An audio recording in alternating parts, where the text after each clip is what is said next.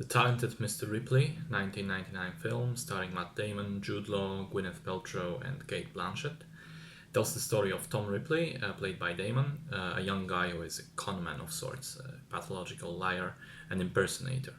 We meet him as he's playing piano at a party, pretending to be someone else, and because of his clothes, his borrowed jacket specifically, he gets mistaken for a former Princeton student and a colleague of Dickie Greenleaf, played by Law.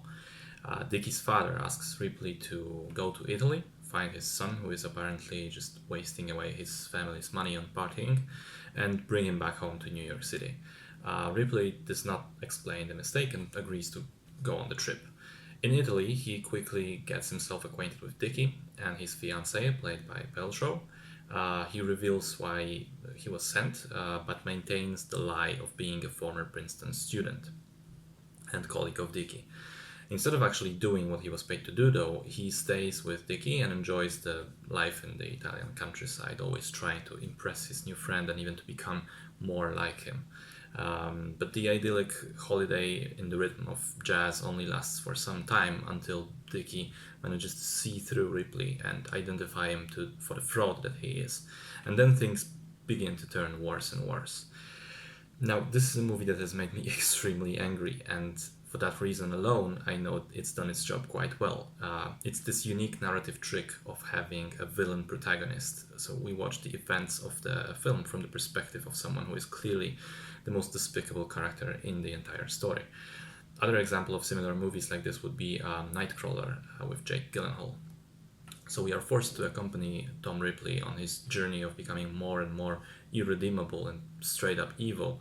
He constantly lies, manipulates people around him, tramples on their feelings and emotions, and even resorts to physical violence when pushed to do so.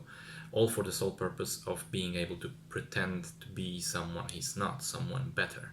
He clearly has an inferiority complex, and all of the events of the film stem from that one dominant characteristic. It's even more frustrating to watch because Ripley just continues to get away with all the shit that he does, and not really because of his intelligence or brilliant planning, but very often by sheer dumb luck. But the worst or best part is that all of those situations are quite believable. There is always a justification for why other characters let Ripley go on and continue, even if it's as simple a reason as them being naive or arrogant. I thought this aspect was quite lifelike and accurate to how real people behave. Two more things that I wanted to mention.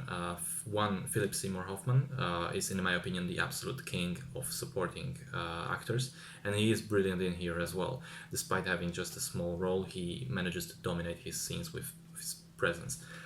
And second, I think that the cinematography deserves a shout out as well. Of course, that's mainly due to picturesque locations of Italy lending themselves quite nicely to a lot of wide shots of the atmospheric scenery.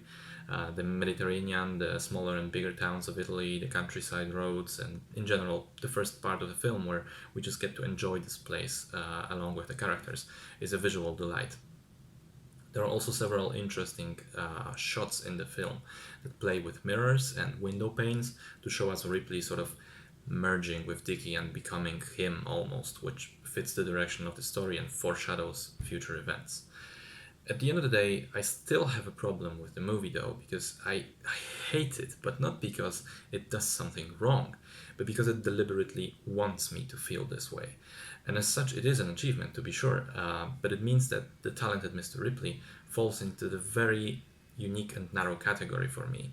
It is a very good movie that I never want to see again.